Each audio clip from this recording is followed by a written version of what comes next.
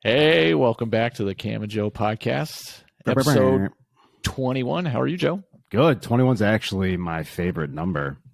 Nice. So when you play roulette, if you play, do you always bet on 21?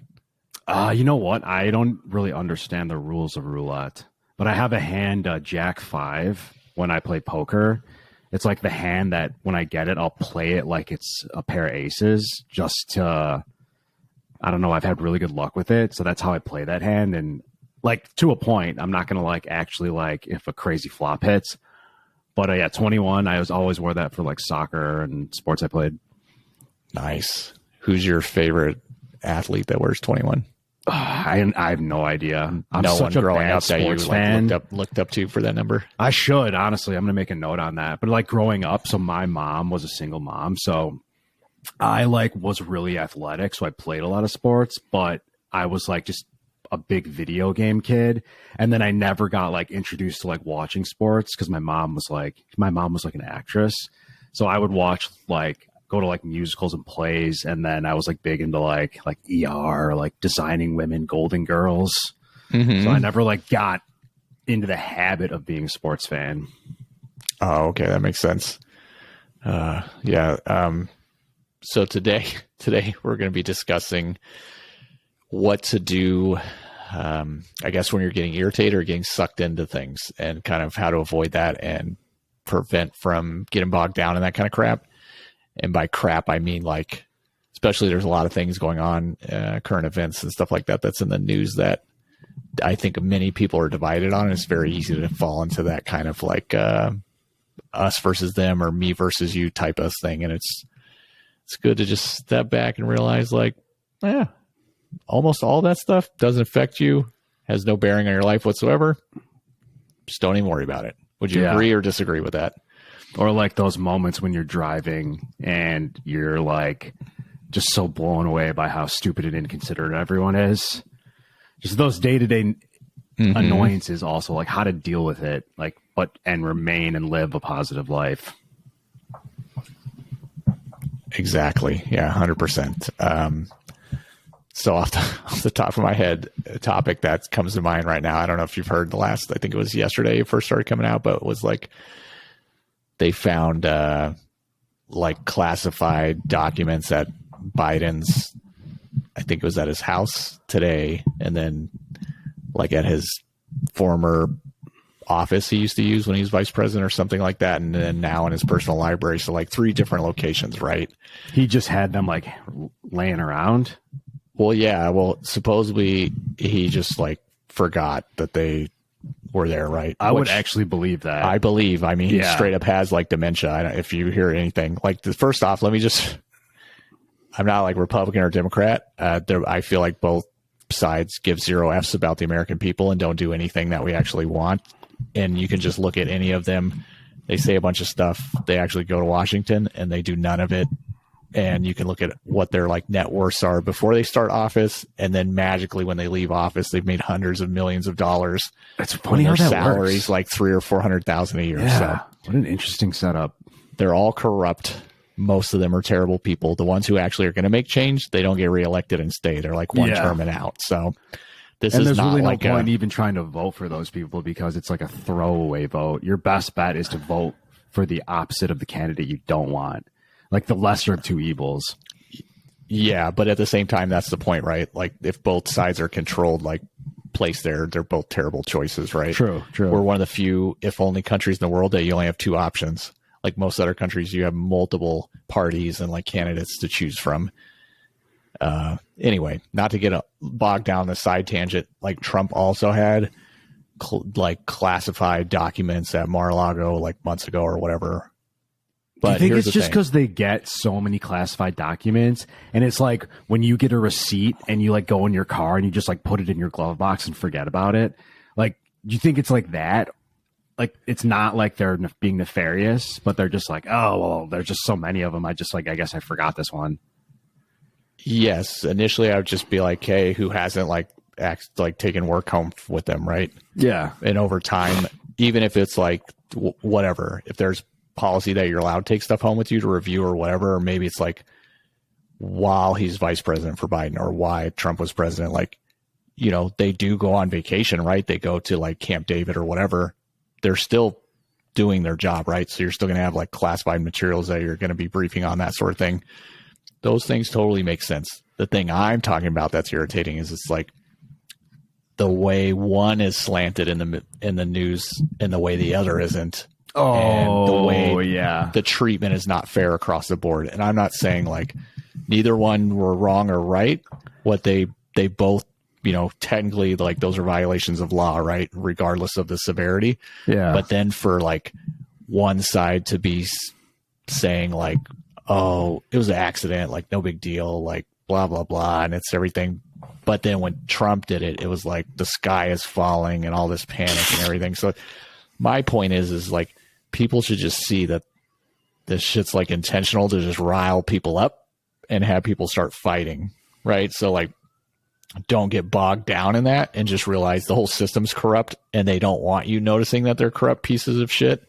So they want you to fight amongst yourselves, like, right? Would you agree or disagree with that, or how do you feel? Yes, and I totally agree. It's literally like when we I mean, this is like deep in the weeds, kind of. You could call it a conspiracy theory, but I slightly believe it.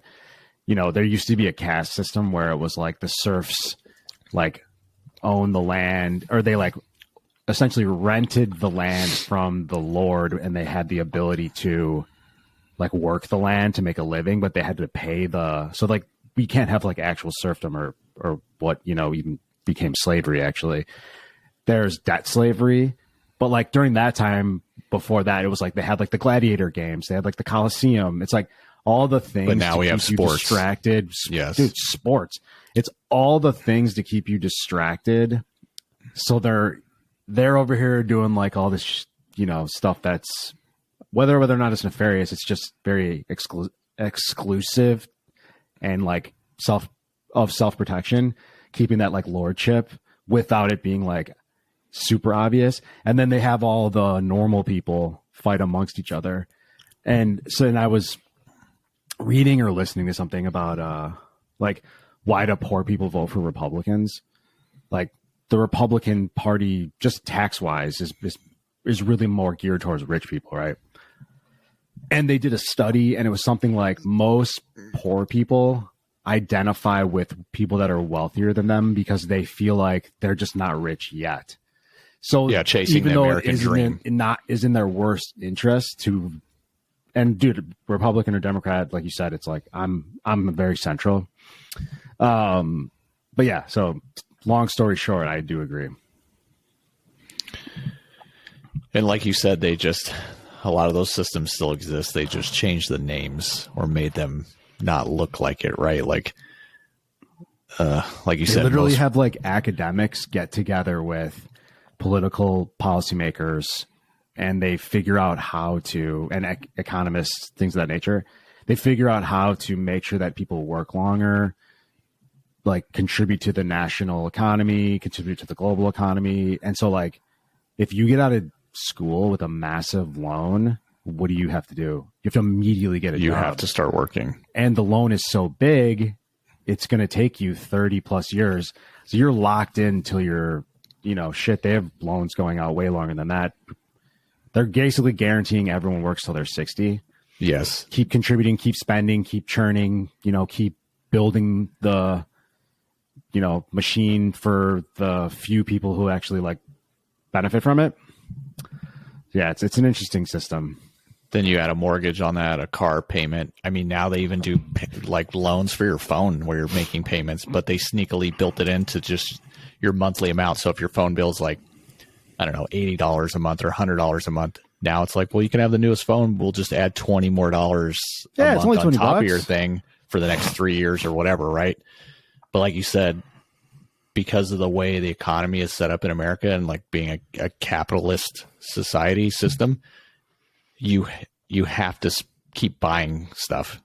People, the American people have to keep spending money and buying things. Yes. And the amount has to keep going up with inflation for the GDP and the economy to keep running.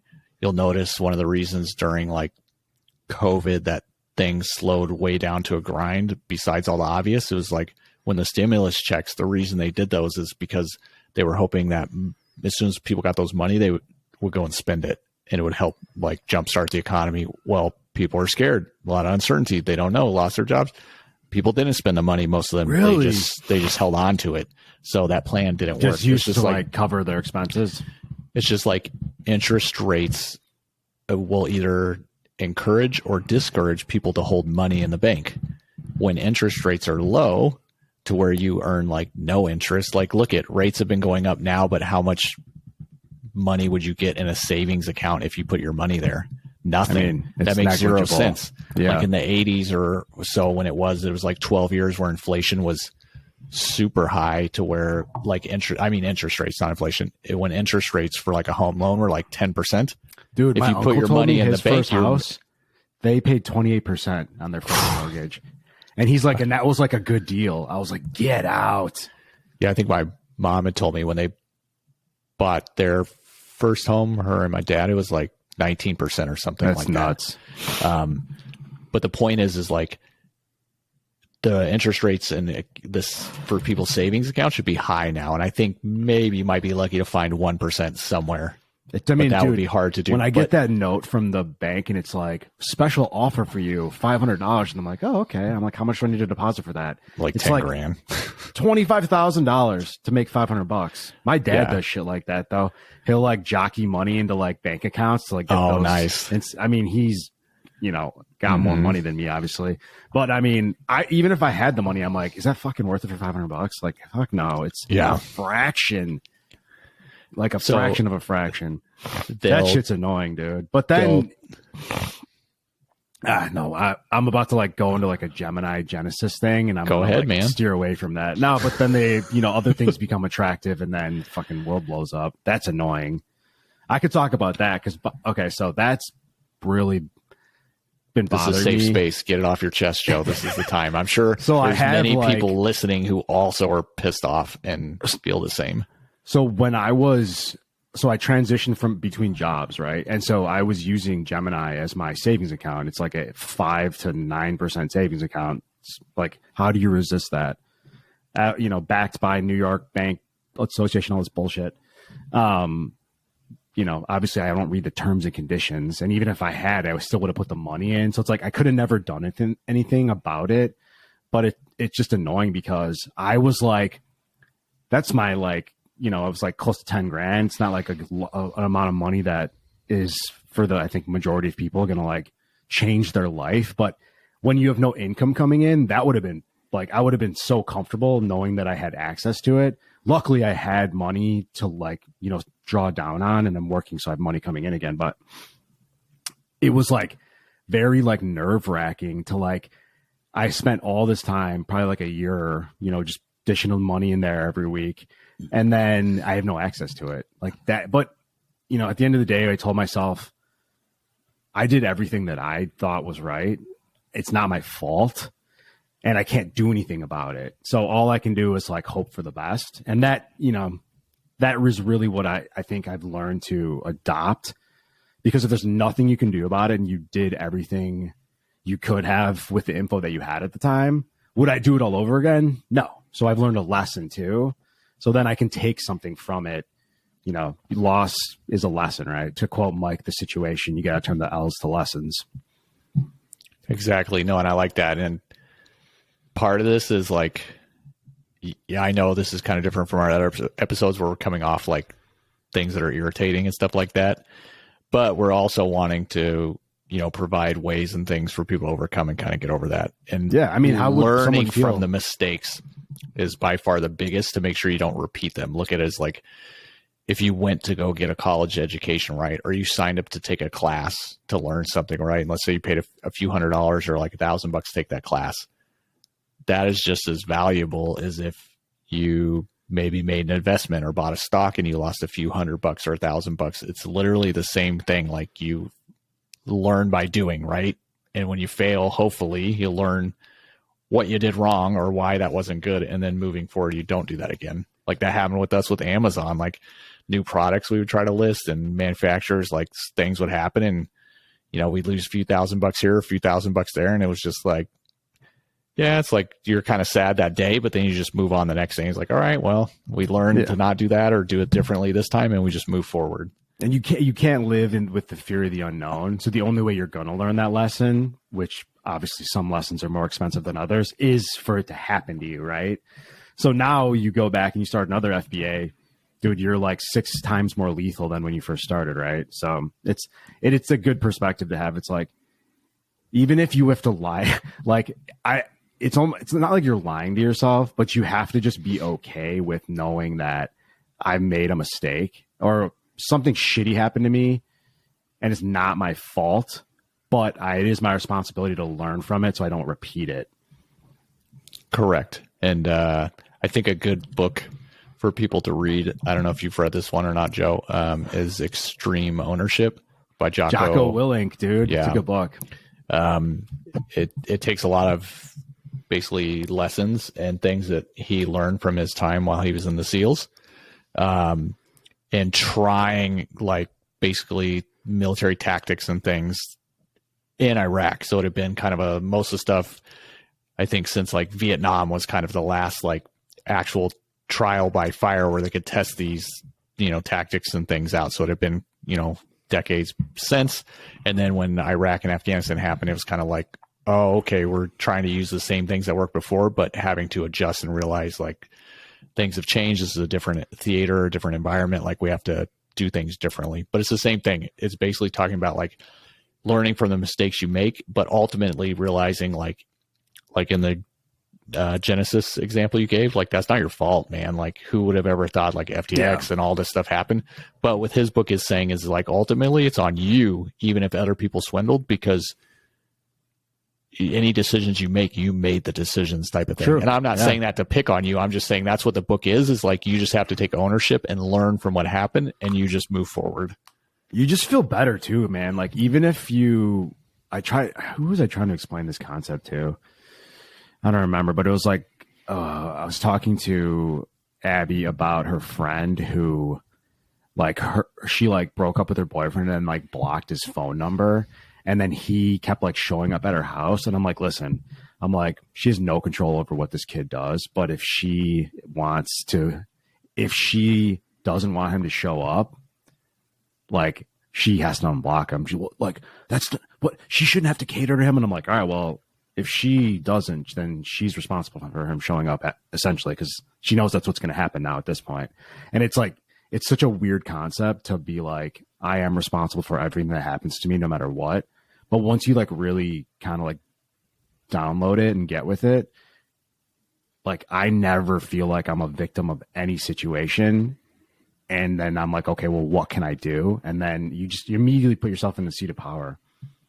Exactly. Like I'm sure you've heard and everyone the term that goes like, fool me once, shame on you, fool me twice, shame on me. Yeah. Yeah. So same type of thing. And Joe, have you ever met a successful person that's like still clinging on to like, 20 years ago, like I was doing great, man, and this circumstances happen and like woes me and blah, blah, blah. And like, if that didn't happen, like I would be successful and like in a good spot today. Yeah, no, definitely not. Yeah, because you know what? They be like, all right, this shit happened. I learn from it and I move on, right? Like, I feel so sad when I see people that are like stuck like that. Because it's like, you get older and you're never going to like change someone's opinion. You can maybe throw them some nuggets or say, have you thought about this? But when I see people that have like that potential or like they have a really big goal, but they're stuck in like, well, man, if my parents didn't do this or, but the market, like just something, right? Like, it's sad. It's so sad. Yeah. It's like, some people start off in different circumstances in their life, right? Depending on where you're born, there's so many things that are out of your control. Like the country could be born in, the family could be born into, the circumstances, right? Whether you're born, you have a disability or not, but it's like, no matter what situation you're in, I guarantee you can find someone who was in the exact same situation and made it to something and became successful. And it's just like, you just do what you can control and just drive on, right? Like don't make excuses of like, oh, well, this thing affected and that thing affected and blah, blah, blah, blah, blah. Yeah. If someone else can do it and they're similar level of intelligence and like physicality, and it's not like I'm not going to be in the NBA. It's not going to happen. Right. But like, I could probably be on the senior PGA tour. Like that's doable. Like those guys my size, 50, I got 12 years to get good. That's totally fucking doable. Right. Mm-hmm. But if it's like someone comes from a lower economic structure and then they become like wildly successful, like, there's probably levels of mobility that are easier, but like if one person can do it, you can do it. Like it's most really successful people aren't like this. They're not dumb, but they're not like Einsteinian level geniuses. Like they're just people with like a hardcore amount of fucking drive and effort. Yeah. What's something that really irritates you on the day to day? Like what's like something that just drives you nuts? Other than me interrupting you. No, that doesn't bother me. I interrupt you too. So I apologize when I interrupt you. No, you're good. If you had asked me this a long time ago, it'd be a lot more things. But I think after, especially being a parent, you just kind of have to let so many things go. Otherwise you'll just be like so irritated and like frustrated all the time. So for me, I used to have like a lot of anger problems when I was younger. And I have such a hard time believing that, but it's cool that you identified it and worked on it, right? Mm-hmm. It's like you're so good at being like composed that it does make sense that it was probably something you worked on. It's like the best.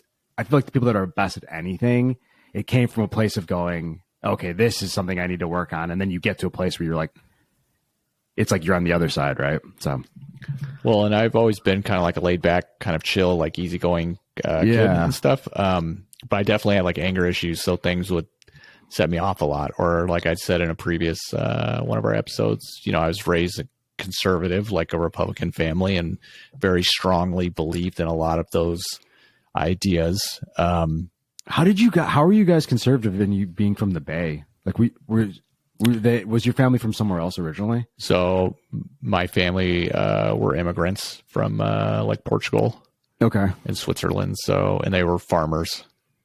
So they like my grandfather, when he came over, like I told the story, like he was farming, and my grandmother on my mom's side also in farming, and they met, and then hit him through like real estate and investing and going to college and getting his degree, which obviously at that time, like back in the 50s and 60s, like getting a degree had a lot more value behind it than it does shitload of weight than it does now. So, so I think that was just, I think a lot of immigrants have those same type of values and core like family beliefs that are, part of the kind of conservative, right? So maybe lean Republican, which I think another thing too is like no one is fully all of those things. You have like bits from both sides, which is also probably intentionally designed that way to like, so people clash all the time. But, and most of its stuff was not, I didn't look at it as maybe Republican things. I mostly looked at it as like common sense things. Like, it's not fair. You should pay high taxes. Like if you work hard for your money, you should get to keep it. Right. Yeah. So those were the opinions and things like that. So, anyway, I don't even remember where I was going with that. So it was like because you came from a more conservative background, you had like things that would annoy you. Yeah, so I had like a separate thing, like just angry, like, growing up and stuff. That for me, like I would get very irritated with people, and most of the ways I would just like rant or steam. And when I used to get in fights a lot in school. So if somebody says something wild to me, I would just like red face, like running in, like fucking, like crazy. Wow. I was never like a big kid or anything like that, but scrappy. My brother was older than me. He's 5 years. So, we would like sometimes get in fights or like wrestle or whatever. So for me, like kids my own grade, if you're a little bigger than me, like my brother's way bigger than me, you know what I mean? So, I don't know, just from that. And then after like going through the military and things like that, I just knew that I needed to, just kind of work on things. But a big part of that is like realizing there's so many things outside of your control. There's no point to get upset and like worried about them, because it just adds stress to your life and like makes you worry about things that you don't need to worry about. So That's the shit that drives, I think, people the most batty that shouldn't. It's literally like because I get like really irritated with how people drive. And like in my mind, like my first inclination is like, you're not the only person in the world. You are so fucking inconsiderate and dumb. But then I'm like, this person's literally not like Joe Jennings is driving behind me and I'm going to fuck his day up. They're just going about their day. Like there's not like a thought there that's like, there's no malicious intent. Yeah. There's no malicious intent. They could be having a bad day or they're just a shitty driver. Yeah. And I think a lot of it is, and here's the raw reality. Like when the word average, so there's average intelligence, half of the fucking world is below average intelligence. Okay. So if you're of a certain level of intelligence, that means the vast majority of the world is lower than your level of intelligence. So I think it's exceptionally hard for smart people if you can't like find a place where you just kind of like woosah and like learn that it's not malicious intent. It's literally people in their own world. Yeah, people are a little self-serving, but like I think we're all self-serving kind of. So I have to like remind myself like, dude, that person's not out to get you. They're just dumb or they're a dumb driver, whatever. So that's probably the times when I get the most like, I'm not like a road rager, but like for a second I'll be like, you motherfucker. And then that like, but I do want to like, when people do dumb shit, I need to like drive by and like look at them and be like, I'm fucking look at you. Like I have super dark tinted windows so they can't see me. And I'm like, I gotta see what this person fucking looks like. That 100% used to be me, was road rage. You could ask anyone that knows me for the day, and especially when I had that Camaro, man, they'd be like, "Oh, Mapes." Did you name that Camaro? Nah, they're like, "Mapes in that Camaro, man. You better watch out, like that motherfucker be getting Mapes, crazy." I like it. So, and I'm sure if my sister's listening to this, because I know she listens to every episode, which we greatly shout appreciate. Shout out to Lauren, L-Dog. She's probably cracking up because I'm sure she's thinking of many times that she was probably in the car too, and she also getting that road rage too. But dude, you know who has crazy road rage? I was like, you and Abby got to meet. I was like, how have you guys not met? She's like so chill and mellow, but when she's in the car, I'm like, who are you?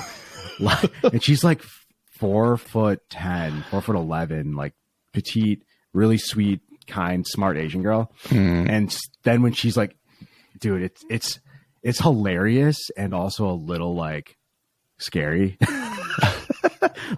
She'll like floor it and be like, ah, dude, it's amusing just thinking about it. I don't know if Lauren wants me to tell the story or not, but I was riding with her one time. This was back in the Bay Area, and she was driving their like big lifted truck that they have.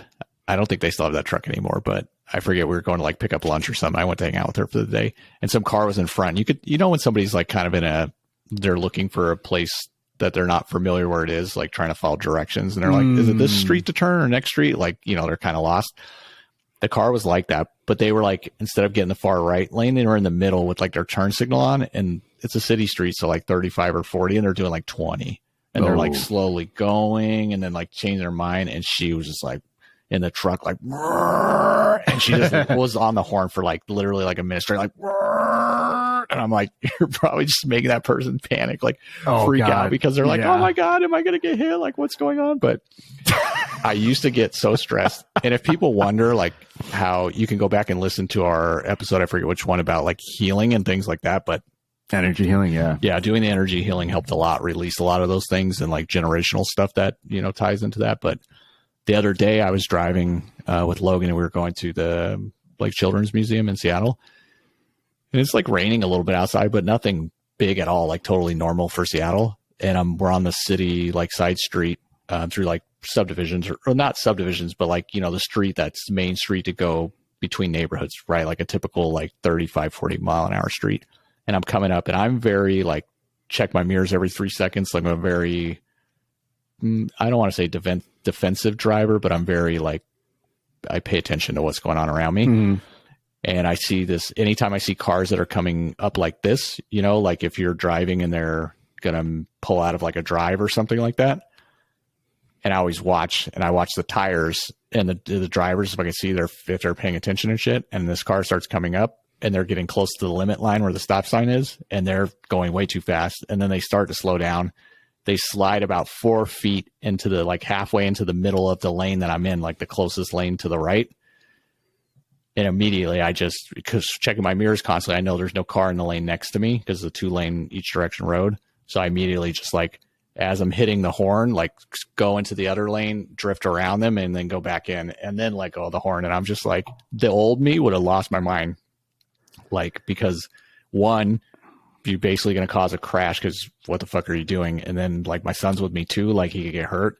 But I was just in my mind instantly, I was just like, oh, thanks universe. Like appreciate like, protection and like me being aware and like being able to avoid that. And I wasn't even upset. I was just like, whoo, good thing. Like, thanks. And just went about my day. I'm glad you brought that up, because that's something that is a really positive thing, because you could have been like, F this. Because what winds up happening is, and I don't know if people, you probably know this and some people listening do, but when you get like, when you're driving and something happens, you get angry. It's called a secondary emotion. So that you're actually really scared, but then the way it comes out is anger, right? You're not going to, like, some people would come out as fear or like whatever, right? But I think for a lot of maybe like dudes just being like more like testosterone heavy, I don't know the science behind it, but then you get mad, right? Because a lot of my shit is like, you're like shocked and you're like, what the fuck? And then you go into that mode. I love honking though, dude. Like, I call my horn the lesson teacher. And like, I'm like, no, people like need to know that they're doing something dumb. So I used to be bad, dude. I had, when I lived in Florida, I had a 95 Cadillac DeVille. You know, the episode of Seinfeld where he buys his dad a Cadillac? Mm-hmm. It's literally that exact Cadillac. Did it have the North Star engine or whatever it is in there? That like big old bossy. It had a giant V8, like 4.6 liter engine. It was not fast, but it was, to this day, one of the nicest like ride cars I've ever owned. I mean, the thing was so big. It was like bigger than a Suburban.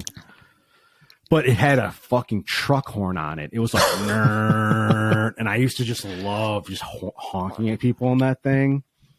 Yeah, I enjoy a good honk.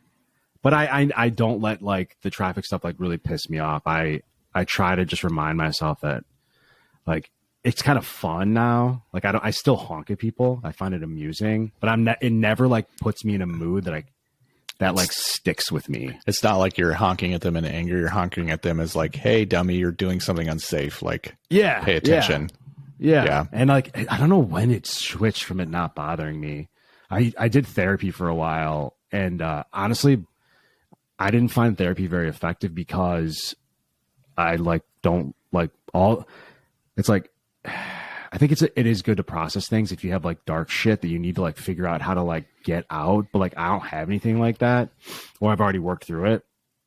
And so I was just talking about like the shit that was annoying me on the day to day.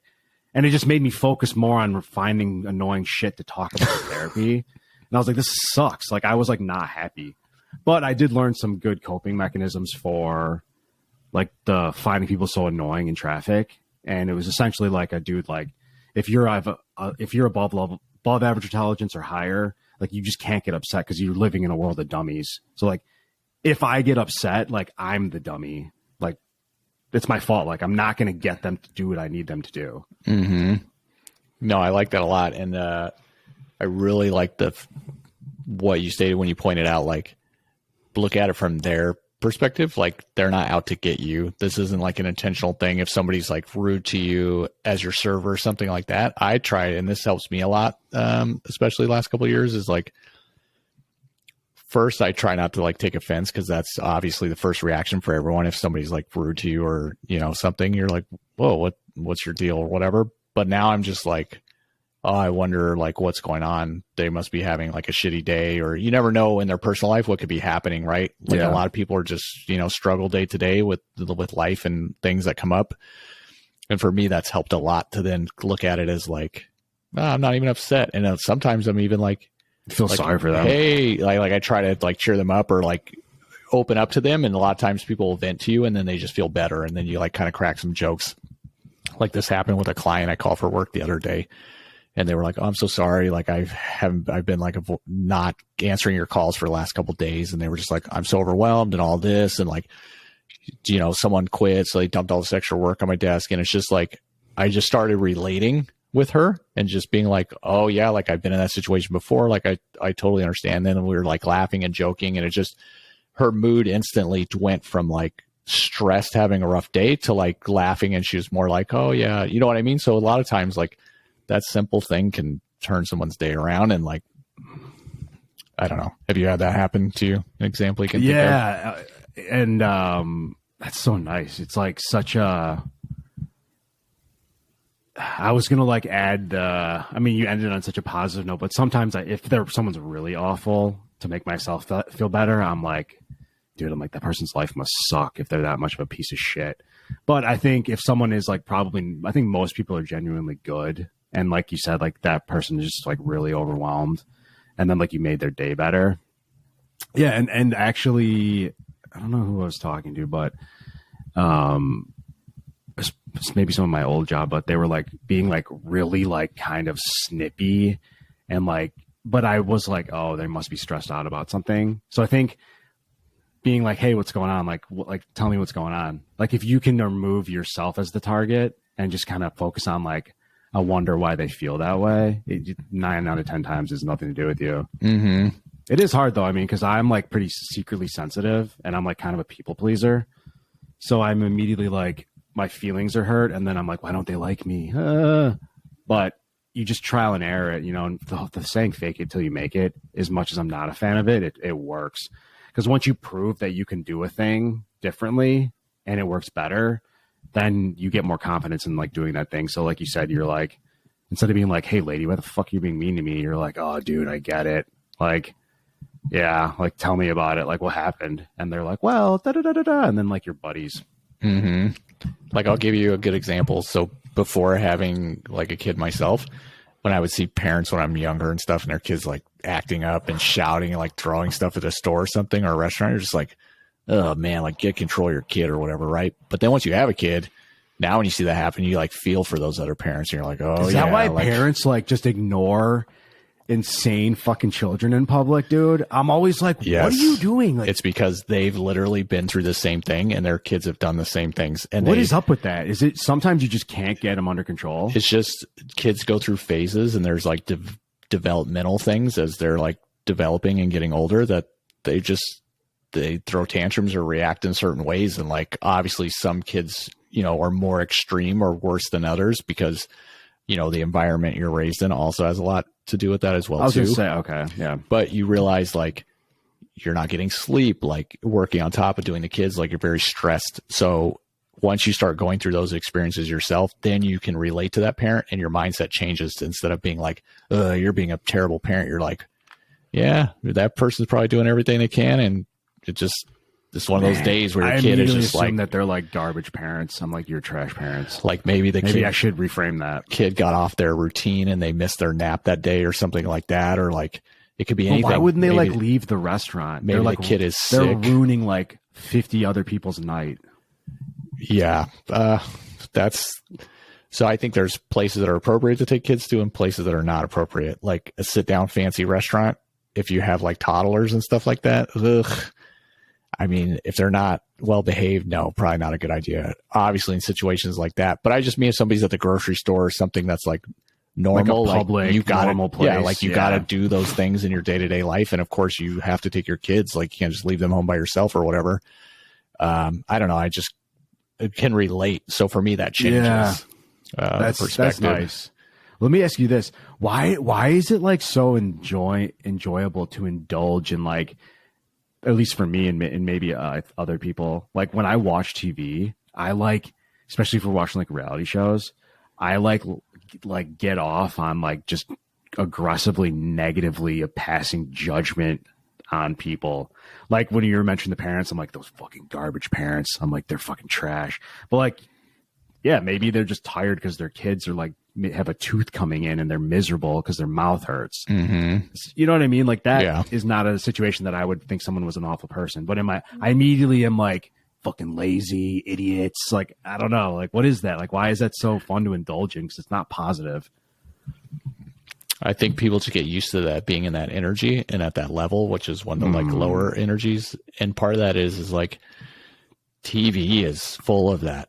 Like whether you watch the news or like TV shows, if you pay attention to like how the shows will make you feel emotionally, as well as if you listen to music, if you actually listen to the lyrics of most songs that are played on the radio, they're fucking terrible. They're not positive. They're all negative. Like cheat on me, or like I'm gonna like rob you to steal money, or like or my person broke up with me for the 10th time, or like I'm just gonna drink my sorrows away. Like they're literally not positive. None of them. So you're subconsciously being bombarded by negative shit 24/7 a day. I notice it happening, not the lyrics or like the specifics, but I notice myself really indulging in the negativity. Like it feels, good is not the right word, but it gives probably you a dopamine thing. Your body is probably wired to where you're getting like a dopamine response from it. Yeah. I'm like, oh, one more episode. I feel awful, but what's going to happen next? I have to know. And then I'm just like, it's weird, dude. It's so fucking weird and dumb that your brain responds that way. Like we're not primed, especially with what activities we have available to us, to be like, it's not like you turn the TV on and it's like, but like they tried showing positive stuff on the news. I was reading, this is many moons ago. I'm going to butcher this, but like it doesn't pull ratings. Yeah, the ratings are way positivity less. Pulled ratings, the shows would be positive. Like we're geared to be like, ooh, danger, ooh, fear, ooh, negativity. Like theme parks wouldn't exist if it wasn't for that. But part of me is like, is that what we're actually wired to be, or it's just because we're so used to being in that for decades or like generations? So you think we've been programmed, and that's not actually. Yeah. It's like, so what if? Okay, it's like your body doesn't need cigarettes, but once you start smoking them, then nicotine starts building up, and you start getting addicted to it. I'm actually trying to quit. Oh, this is like I wasn't trying to like single you out with that example. I know, but that's a great example. So it's like when I didn't get born smoking a cig. Like I programmed myself. Yeah, well, and you weren't born enjoying negativity, right? Like I believe humans, the higher vibrations, positive stuff, like that's what you feed on. But if your environment from the time you're born until you're, whatever age is constantly negative, like once you get in the school system and like TV and every aspect and then the food you're putting into your body, most of that food is all negative, bad, like not good for you. So your body just gets used to that. What if the possibility is something along the lines of like it's like tickling your fight or flight. So it's like the negativity, the negative emotion, fear, danger, whatever. It like elicits that response because of like our reptilian brain, which is like primed to like look out for like danger. Yeah, I guarantee you look at TikTok, right? Like why do people say TikTok is addictive? Is because it's very short, like, 10-second like videos where it's constantly stimulating feeding. They know it's intentionally designed that way to keep you on the platform longer. So they actually hire like scientists. Yes. If you don't think they didn't hire people and do all this research in every other aspect of our lives of things that we consume, I guarantee you this has been going on for a long time. They know what gets you hooked and gets you addicted and keeps you coming back. And that's what they keep doing those things for. Why do you think the agenda would be for negative content? So you think that in order to like keep people trapped in the 9 to 5 and the rat race or debt slavery, right? Like, how do you prevent someone from learning the ways to get out, becoming positive, changing their life for the good, and like escaping that to where they don't have to participate and they can be financially free and do whatever they want, right? You make them exhausted, overweight, stressed out, fearful of making any changes or doing anything all the time, right? You make them trapped to where it's like everyone's living paycheck to paycheck. So even if they do want to make an example, it's very scary, right? Because they're like, oh, fuck, like if I want to go chase that dream of like starting my own business or a YouTube channel or podcast or whatever, right? Like, how am I going to pay my bills? Essentially leave the machine, and if too many people leave the machine, too many cogs, it collapses. Yeah, okay. And then they might start challenging the system of control over all of us then evaporates and goes away. Okay. That's an interesting perspective. So do you think that because I'm wondering if it's so my perspective, and I think that makes a lot of sense. I'm wondering if these could weave together, is that it's essentially like whatever content the masses are showing the most sensitivity to, the most like ratings. And I think humans are by nature just, our brains are like more interested in negative stuff and gossip and stuff, right? That's why it's so popular. I fucking love some hot goss, man.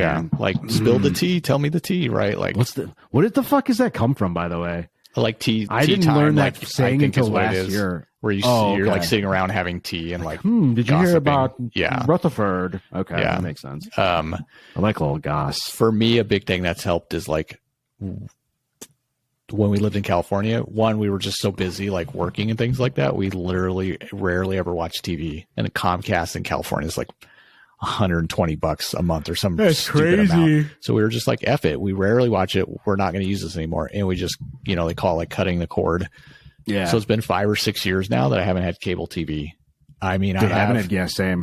I have like Netflix and Disney Plus in case, Logan likes to watch cartoons or whatever. L dog. But like myself, I personally rarely ever, I don't watch any TV, like cable TV whatsoever, or basically news at all. And I occasionally will watch a movie, maybe like 1 or 2 movies a month. And what do you do in your free time? What's your form of entertainment? Like listening to podcasts. I mean, I do watch like YouTube videos and stuff, but most of the time they're like documentaries or like things that I'm interested in. The occasional. So you're not watching mindless shit. You're like targeting what you're ingesting. Correct. Sometimes I do get sucked in to like some mindless thing, like some video, and be like, oh, that sounds interesting, like some clickbait title. And then all of a sudden, like an hour later, I'm like, oh my God, why am I watching this garbage? Like everything about like Velveteen Rabbits now. And you're like, what the fuck did I just do with the last 2 hours? Yeah. But like, trying to get outside or just, like video games I enjoy as well too. Going outside, what's that like? Yeah. That sounds scary. I feel very fortunate. I think both of us were kind of born at that time to where technically we're millennials, but like cell phones weren't around growing up.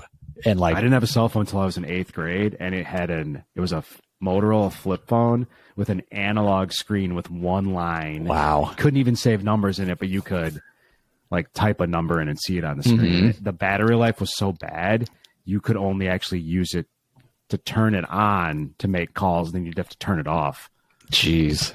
Yeah. I didn't get my first cell phone until I was 18 or 19. Wow. Really? How did they go through high school without you getting you a phone? Like, how were they able to extend it that far out? I feel like most kids, especially now, I mean, I don't think that'd be possible now. The phones then weren't like spectacular. I just, so before I had a car, like before I was old enough to drive, then if I needed, like say I was done with like football or track practice or something like that, it ends at the same time every day, right? So I would just wait until my mom's like done from work and come and pick me up.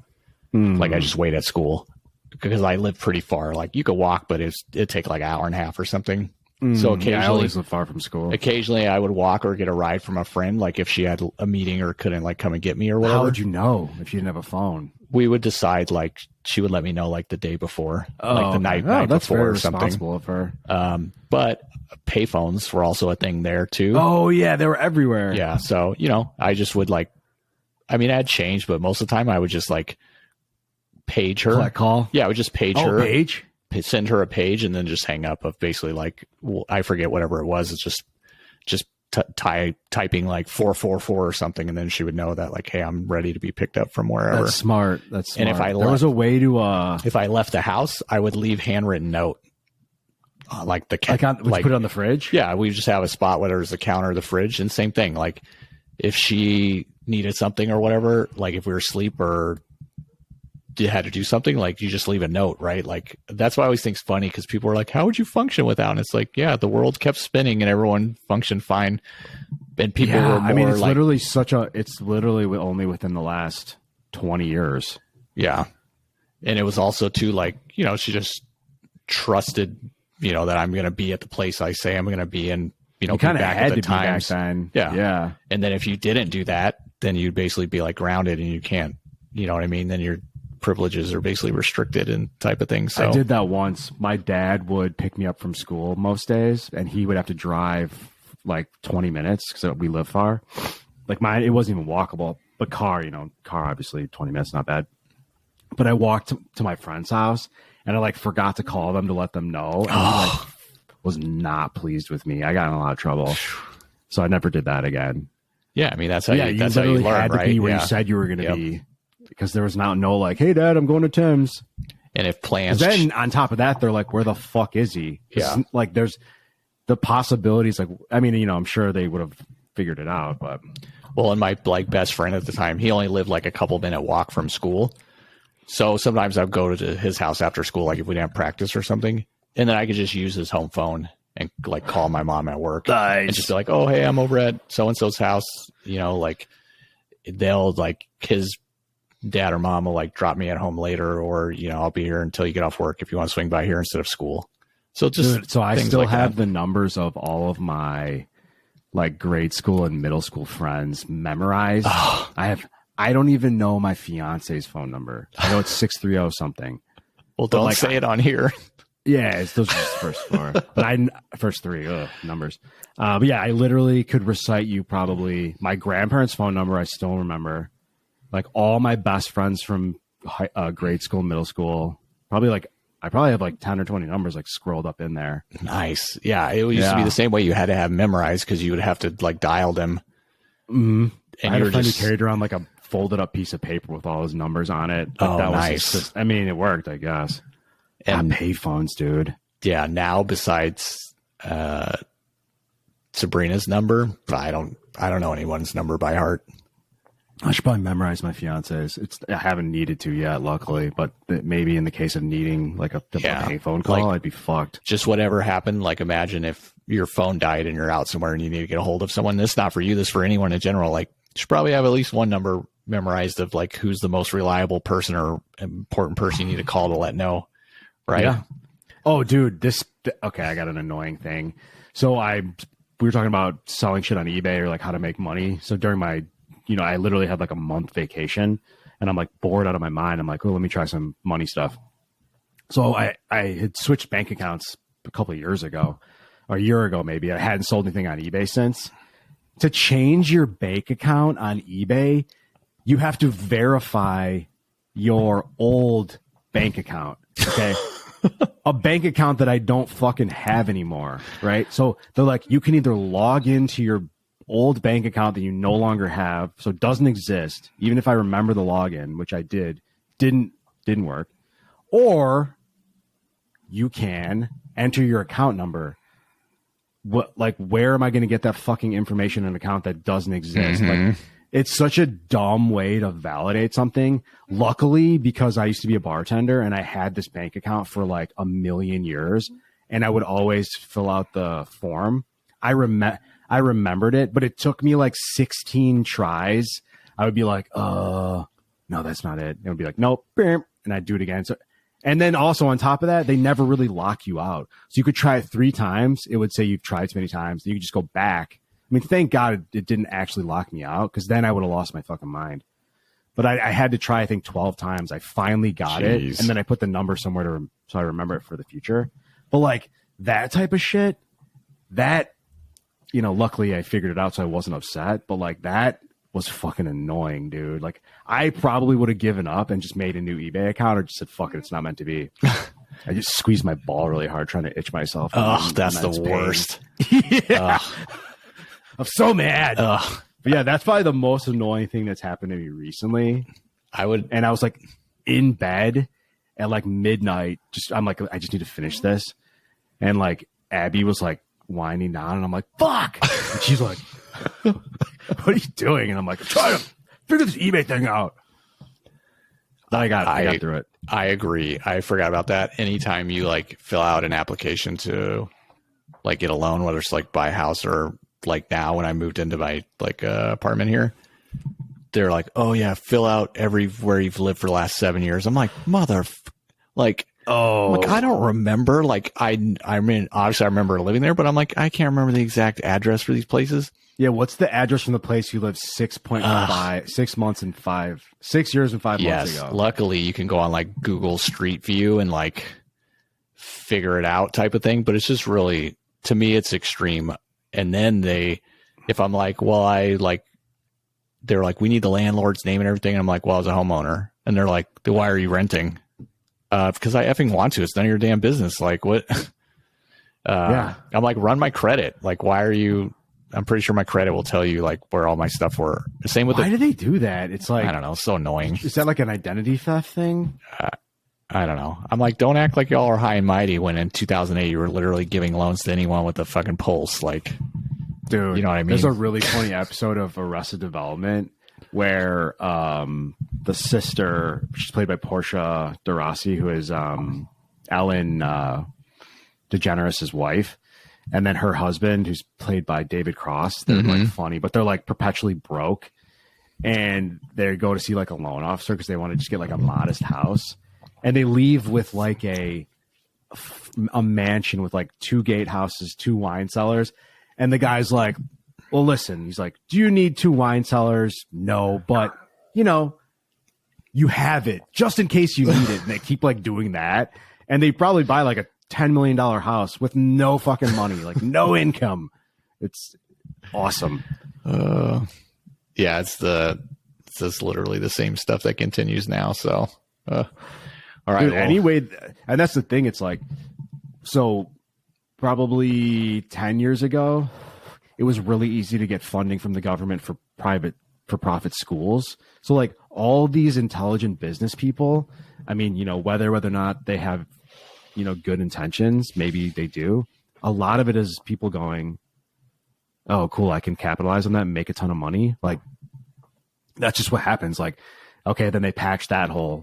Then it was or the real estate market was before that. Cool, they patched that hole. Like, there's going to be another hole. The crypto market's the next one, right? Like, there's no regulation making hand over fist, so then the government goes and patches that hole.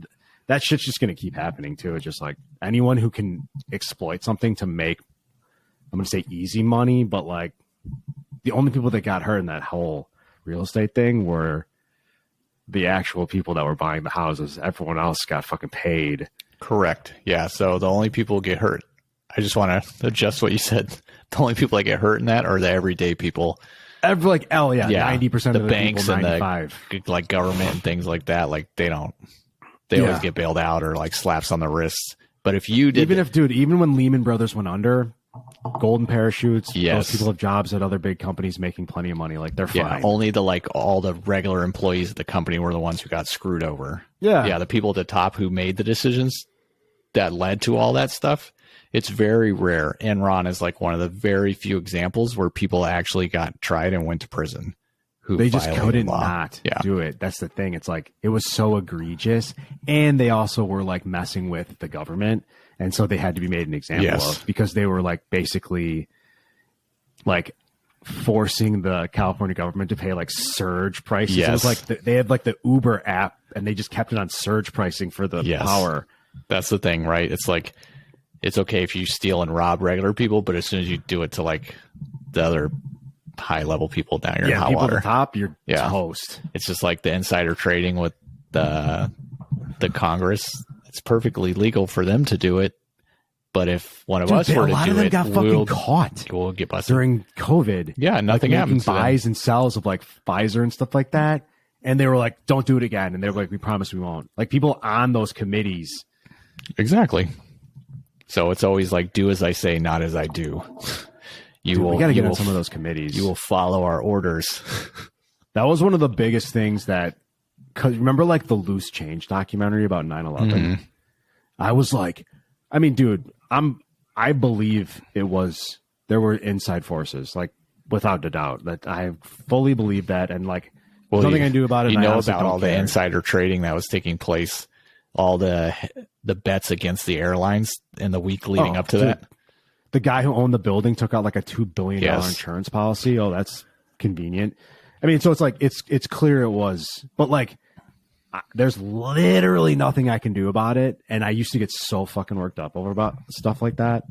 That's a 100%. If you can't, you can't beat them. You never will. You can join them, or you can just like not be bothered by it. So it's like, you just have to, I'd rather join the elite. I'm not going to be like a piece of shit, but I think that's the better route for me, at least in terms of my mental health. And that's good you bring this up. I was going to ask you what your final takeaway is on this episode. So would you say that, or you want to add another? No, yeah, that would be my thing. It's like, look at what you're upset about. What can you do about it?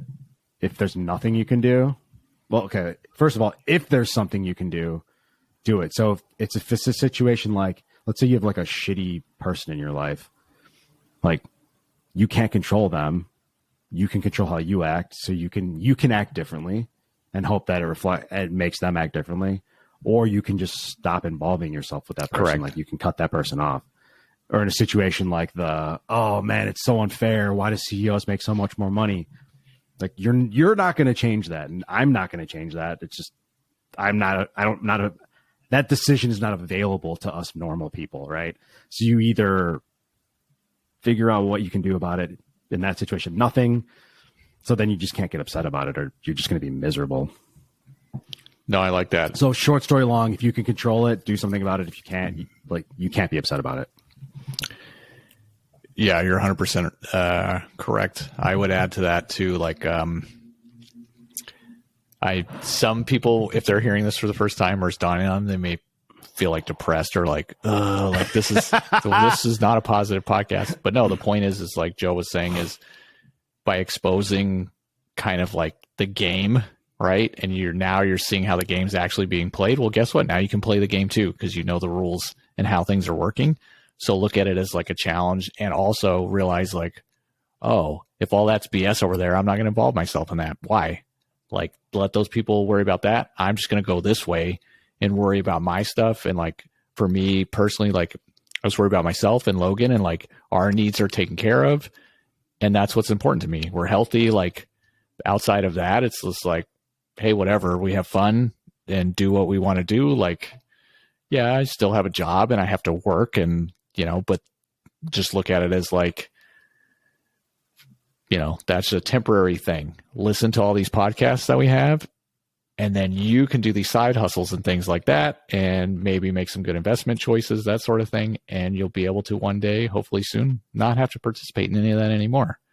So, and then you have all day to play these podcasts on repeat. So we rack up tons of views and ad dollars. Yes. But yeah, it's like, tell your friends about it. Tell them all. You can create a really nice world for yourself. Like, if you're not concerning yourself with all the stuff that's out of your control, right? So like, you have a great life, man. Like you're making a great life for your son.